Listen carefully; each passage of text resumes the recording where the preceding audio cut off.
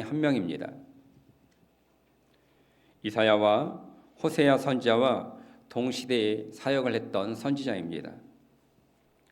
아모스는 남유다 출신이지만 북이스라엘에서 활동을 했고 사회적 부정과 또한 종교적 태폐를 신랄하게 비판하고 사회의 그 정의, 하나님의 심판에 대해서 선포한 선지자입니다. 아모스란 이름의 뜻은 짐을 지는 자, 이런 이름의 뜻을 가지고 있습니다. 아모스는 자신을 소개할 때 양을 치는 자로 소개를 했고 또한 스스로 목자라고 칭했습니다. 그러나 그는 단순한 목자가 아닙니다. 전통적인 견해에 따르게 되면 그는 가난한 목자처럼 소개되고 있지만 실제로는 가난한 목자가 아닙니다. 성경을 살펴보면 아모스는 많은 염소떼와 양떼들을 관리했고 그 양떼들을 돌보는 여러 명의 종들이 있었습니다. 아모스는 고향이 드고아였는데 드고아는 예루살렘에서 멀리 떨어지지 않은 해발 약 840m쯤 되는 고지대에 위치하고 있는 지역입니다. 드고아는 건조한 모래 땅이어서 농사를 지을 수 없기 때문에 목축을 할 수밖에 없었습니다. 아모스 7장 14절을 보게 되면 아모스가 이곳에서 뽕나무를 재배하고 있었다고 설명합니다. 뽕나무는 돌 무화과 나무이지요. 그러나 팔레스틴 지역에서 뽕나무는 주로 고지대에서 자라지 못합니다. 해발 한 7m나 한 20m쯤 되는 이 평지에서 이렇게 자라는 그런 열매가 나무가 뽕나무입니다. 이런 점을 감안하면 아모스가 뽕나무를 재배했다는 이 성경의 진술은 아모스가 살고 있는 이 드고아 지역에서 뽕나무를 재배했다는 말이 아니라 드고아 지역을 벗어난 다른 지역에서 아모스가 뽕나무 밭을 소유했거나 혹은 경작했다고 보는 것이 옳습니다. 그런 이유로 아모스는 남유다에서 상당한 재력가였거나 아니면 그 지역에서 영향력 있던 인물이라고 볼 수 있습니다. 아모스는 왕족이나 지배층은 아니었고 그렇다고 제사장 가문에 속하는 사람도 아니었습니다. 그는 자신이 선지자가 아니라고 주장했습니다. 아모스 7장 14절을 보게 되면 나는 선지자가 아니며 선지자의 아들도 아니라 나는 목자요 뽕나무를 재배하는 자라고 소개합니다. 이 말은 겉으로 보기에는 아모스가 선지자의 소명을 받지 못했다거나 혹은 마지못해서 선지자의 사명을 내가 떠안았다 이런 식으로 보기 쉽습니다. 그러나 이 말은 당시에 돈을 받고 거짓으로 예언하는 거짓 선지자들이 많이 있었는데 아모스는 나는 그런 거짓 선지자들과는 분명하게 구별된다 이런 말을 강조하기 위해서 사용된 말입니다. 또 당시에 타락한 종교 지도자 그룹에 속한 일원이 아니라는 것을 주장하는 말이지요. 나는 그들과 다르다. 다시 말하면 내가 선지자가 아니다. 이 말은 자신은 돈을 위해서 예언한 사람도 아니고 또 돈을 위해서라면 무슨 일인지 다 아는 당시 타락한 제사장 그룹에 속한 사람이 아니다. 나는 오직 하나님의 명령에 따라서 그분의 말씀을 더하거나 아니면 빼지도 않고 있는 그대로 전하는 하나님의 선지자다. 이런 것을 강조하는 말이죠. 이 본문을 제대로 이해하기 위해서는 배경과 기록의 목적이 무엇인지 한번 살펴보아야 합니다. 아모스는 원래 남한국 유다 출신입니다. 그런데 사역은 북이스라엘에서 사역을 했습니다. 그 이유는 여로보암이 남한국과 북왕국으로 갈라진 이후에 사마리아를 중심으로 살고 있던 북왕국 이스라엘의 모든 제사장들을 핍박하고 이렇게 좀 어려움에 처하게 했던 것이지요. 특히 성소를 중심으로 예배를 드리던 여호와 신앙을 폐하고 또 애굽에서 자신이 섬겼던 송아지를 섬기도록 도입하면서 당시 북왕국 이스라엘에 살고 있던 선지자들과 제사장들이 여로보암을 피해서 남한국으로 많이 도망간 상태였습니다. 그런 이유로 북왕국에는 여호와 신앙을 가르치거나 혹은 이 제사를 집전할 수 있는 제사장들이 극히 적었습니다. 그런 이유로 하나님께서는 남한국에 남아있던 아모스를 북왕국 이스라엘로 보내서 사역하게 하신 것입니다. 아모스가 주로 예언 활동을 했던 때는 북왕국 이스라엘에서 요아스의 아들 여로보암 2세가 통치하고 있던 시기입니다. 여로보암 2세는 41년간 통치를 했습니다. 북왕국 이스라엘 역사상 가장 오랜 기간 통치했던 왕이고 예후 왕가의 마지막 왕이기도 했습니다. 오늘 읽은 성경은 경제적인 번영에 대해 다루고 있습니다.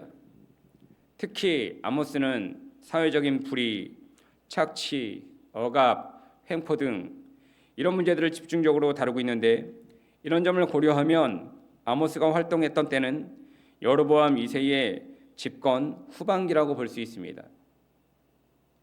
그 이유는 여로보암 2세의 통치 후반기에 북이스라엘이 경제적으로 그리고 정치적으로 성공했기 때문입니다. 열왕기하 14장 25절을 보게 되면 북이스라엘이 이스라엘 지경을 회복해서 하맛 어기부터 아라바 바다까지 영토를 확장했다고 기록하고 있습니다. 이 당시 북왕국 이스라엘이 가장 성장하고 그리고 잘 살았던 시기입니다. 이 영토는 과거에 솔로몬이 통일왕국을 통치하던 그때의 국경과 거의 일치한다고 볼 수 있을 정도로 확장했습니다. 특별히 이 시기에 무역 정책이 성공해서 많은 외화를 벌어들였습니다. 그리고 경제적으로 큰 번영을 이루었습니다. 이 시기가 여로보암 2세의 통치 말년 시기입니다.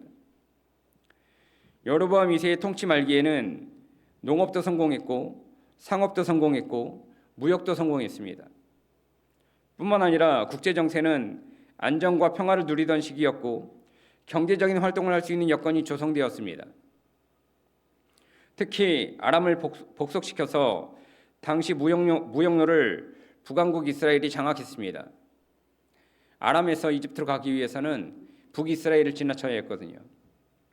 그런데 그것을 장악을 한 겁니다. 그 무역로를 지나가는 모든 상인들에게 세금을 받았습니다. 그것으로 인해 경제적으로 크게 성장을 했던 것입니다.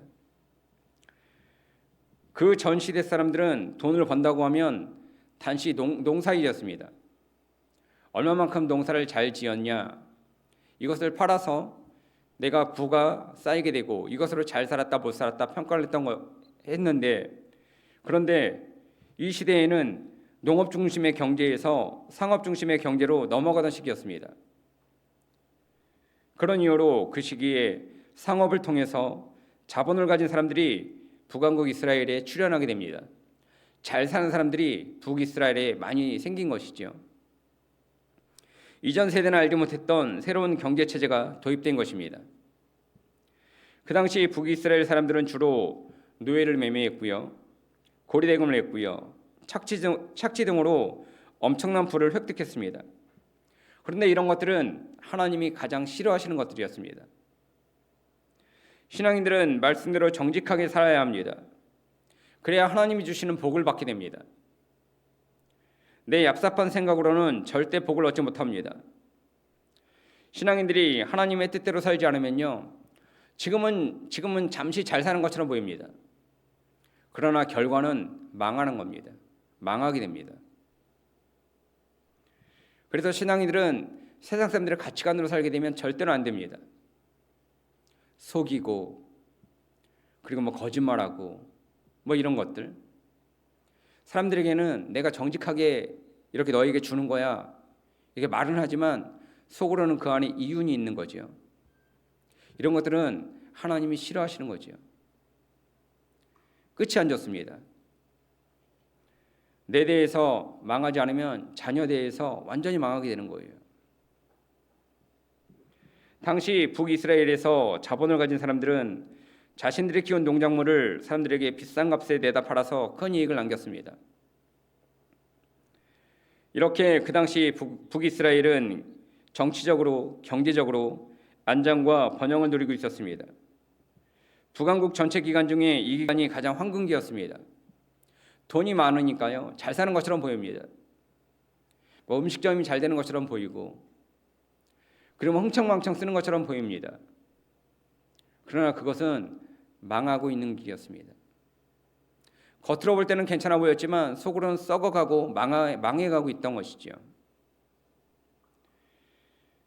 그리고 그렇게 흥청망청한 북이스라엘의 물질이 백성들에게 골고루 분배되었던 것도 아닙니다.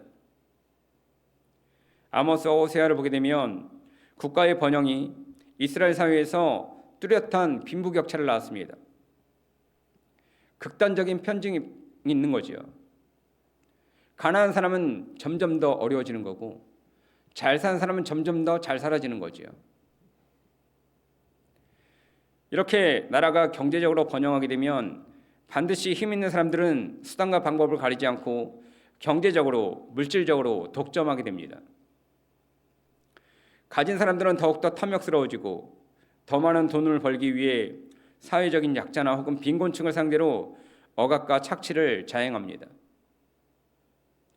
가난하고 힘이 없어 권력과 부의 대항력이 없는 그런 사람들은 가진 자들의 착취와 횡포, 이거에 짓눌려 살 수밖에 없는 거죠.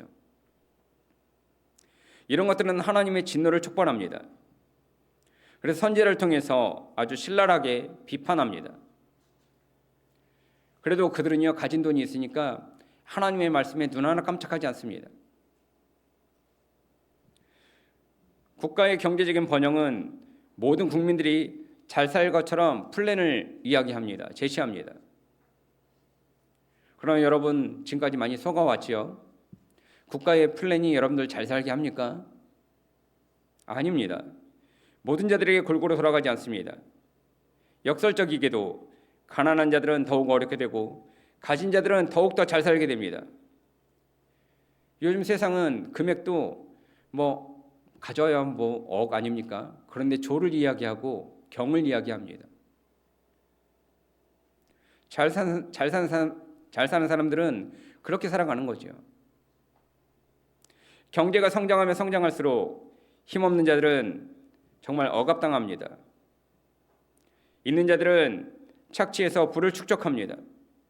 거짓과 폭력을 확대시키고 강화시키는 요인이 되어서 사회적으로 더욱더 윤리적으로 부패와 타락을 가중시킵니다. 그리고 사법적인 질서도 제대로 작동하지 않습니다. 사법적인 질서는 마치 거미줄과 같은 거죠. 거미줄은요, 모기, 파리, 하루살이 등 이렇게 연약한 것들을 잡는 도구이죠. 모기라든지 파리라든지 하루살이는 거미줄에 걸리면요, 빠져나가지 못하고 죽는 거예요. 바로 여러분들이 모기, 파리, 하루살이 아닙니까? 잡히면 죽는 거예요. 그러나 돈 있는 자들은 독수리입니다. 거미줄을 두려워하지 않습니다. 그리고 거미줄로는 독수리를 잡을 수도 없습니다. 독수리는 거미줄을 뚫고 지나가기 때문이죠. 그런 이유로 법이라는 거미줄로는 독수리 같은 권력자들을 잡을 수 없는 것입니다. 그렇기 때문에 힘이 없는 사람들은 자신의 권리를 박탈당해도 억울한 일을 당해도 어디에 하소연할 곳이 없는 사회가 되어버렸습니다. 그저 하나님의 공의를 바라보며 오늘도 참고 내일도 참는 것이지요. 특별히 아모스서를 보게 되면 하나님이 미워하시는 두세 가지를 언급하면서 그 중에 뇌물을 받고 재판을 굽게 하거나 저울을 사용해서 사람들을 속이고 부를 축적하는 문제에 대해 언급하고 있습니다. 돈과 권력을 가진 사람들은 막대한 자금으로 호화로운 변호사들을 동원해서 요리조리 빠져나갑니다. 그러나 대항력이 없는 연약한 사람들, 힘이 없는 사람들은 자신이 피해자임에도 불구하고 가해자로 바뀌는 억울한 일들이 예전이나 지금이나 다르지 않습니다. 더 나아가 우상숭배가 그 사회에 만연했고 모세의 언약을 정면으로 위반하는 행위가 사회적으로 만연해 있었음에도 불구하고 그들은 전혀 모세의 율법, 다시 말해 하나님의 말씀을 두려워하지 않았습니다. 이스라엘 백성들은 하나님의 선택받은 백성 아닙니까? 그들이 하나님의 말씀을 두려워하지 않는 거예요. 사람들은 방종을 일삼았고 사치했고 허랑방탕하게 하루를 즐기는 것을 그들의 인생의 목표로 삼았습니다. 잘 산 사람들은 그것이 인생의 목표였습니다. 잘 먹고 잘 즐기는 것, 누리는 것. 못 사는 사람들은 그들의 눈치를 보면서 그들에게서 떨어지는 부스러기 먹는 거지요. 하루 종일 떼약 밑에 나가서 일해야 되고요. 죽도록 일했지만 그들에게 떨어지는 것은 그냥 부스러기인 거예요. 그걸로 먹고 사는 거예요. 아까 말씀드렸던 거미줄에 걸린 모기, 하루살이 이런 것들처럼 말이지요. 특히 북왕국 이스라엘이 경제적으로 크게 번영하면서 착취와 억압이라는 문제뿐만이 아니라 그들은 안식일과 희년도 지키지 않았습니다. 또 하나님께서 금하신 여러 가지 경제적인 약재에 대한 착취도 아무렇지도 않게 자행했습니다. 또 당시 종교 지도자들은 앞에서 언급했던 것처럼 뇌물을 받거나 돈을 받고 제사를 집전하기도 하고 거짓 예언을 하기도 했습니다. 그렇게 하면 안 되는데도 돈을 받았으니까 잘 될 거다, 자녀들이 복을 받을 거다, 걱정하지 말아라. 하나님이 말씀하지 않은 것을 돈을 받고 그렇게 했다는 거예요. 이런 죄들은 모세의 시내산 언약에서 금지했던 죄들입니다. 그래서 이런 죄들은 크게 둘로 나눌 수 있습니다. 첫째는 가난한 자에 대한 억압과 착취가 벌어지는 사회적인 불의였습니다. 두 번째는 거짓 종교입니다. 이러한 죄는 하나님의 언약을 정면으로 어기는 행위였기 때문에 더 이상 하나님의 약속을 받을 수 없습니다. 거기에는 하나님의 진노만 있을 뿐입니다. 그럼에도 불구하고 북왕국 이스라엘의 지도자들과 백성들은 하나님의 백성들인 자신들에게 악한 일이 벌어지지 않을 거라고 생각했습니다. 왜냐하면 그들은 선민이거든요. 하나님이 선택한 백성이거든요.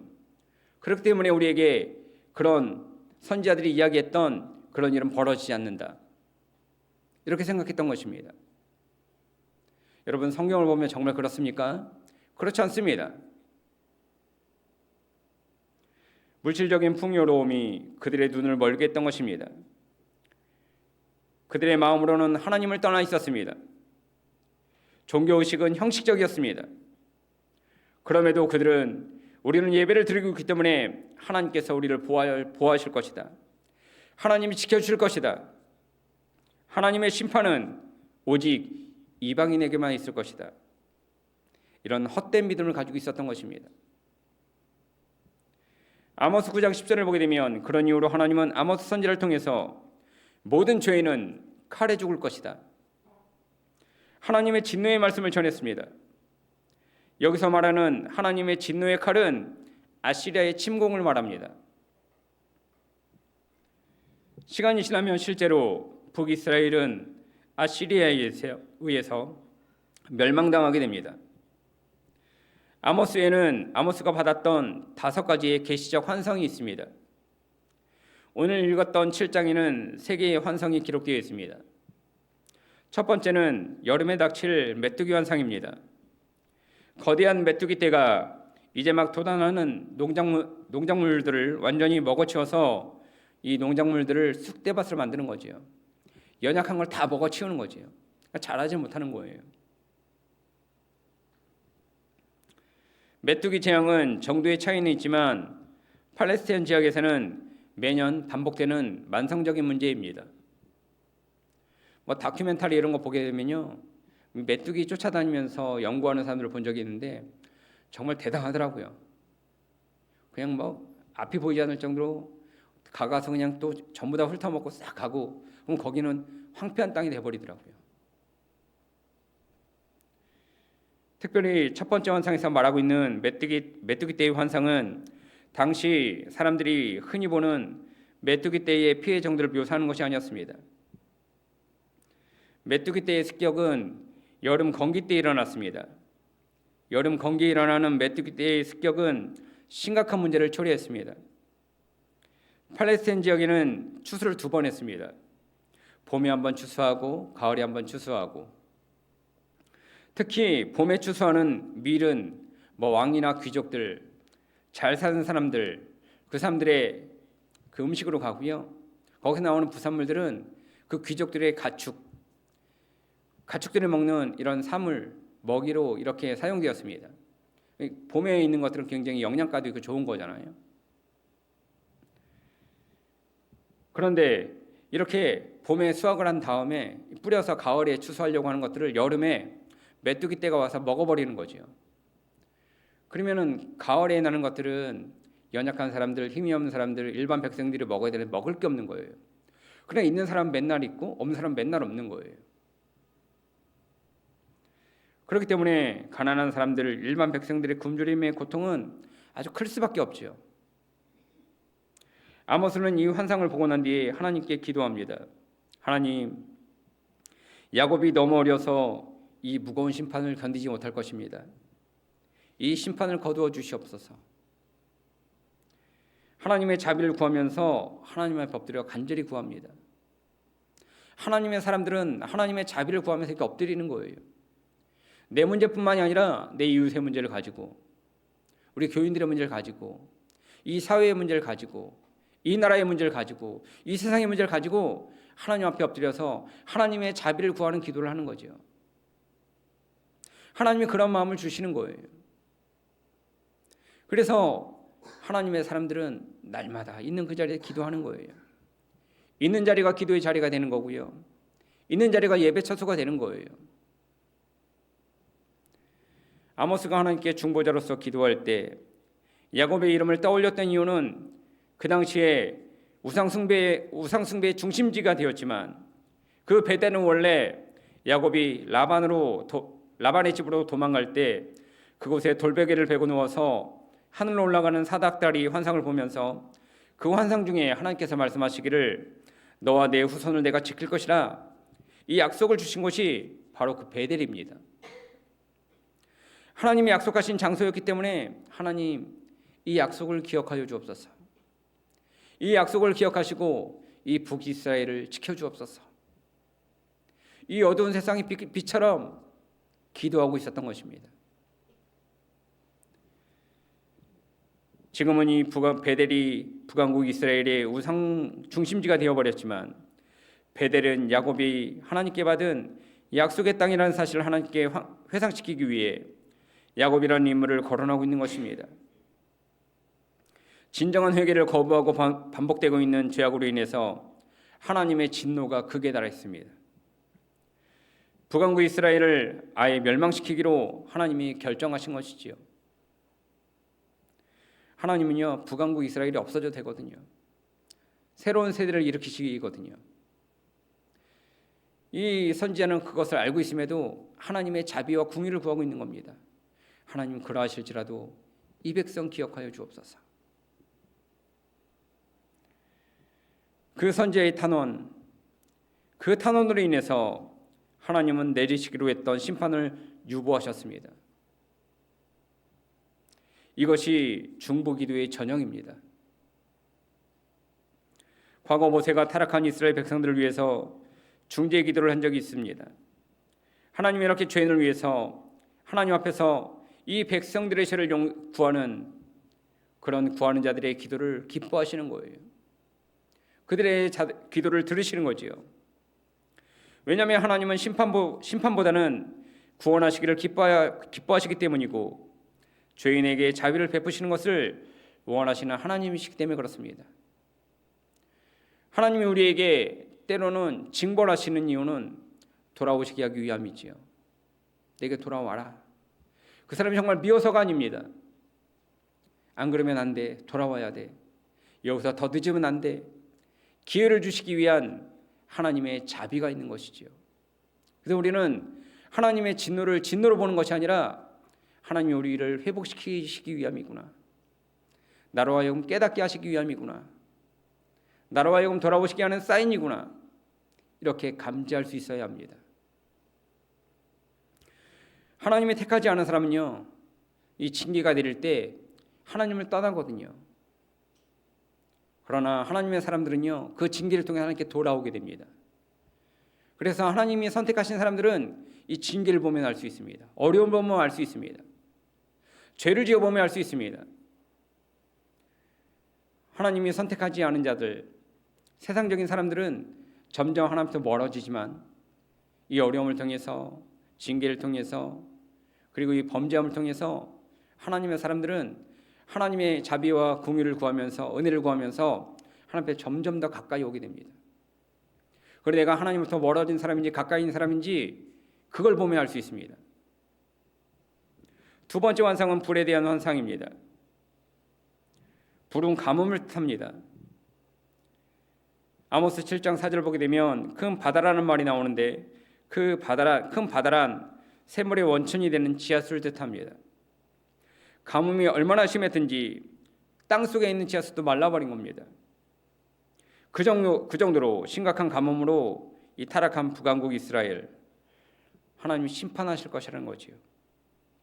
신명기에 나오는 모세의 율법을 보게 되면 가나안 땅에 정착한 이스라엘 백성들이 하나님께 범죄하게 되면 하나님께서 그들을 심판하실 때 그 동원하는 심판의 유형 하나가 바로 가뭄입니다.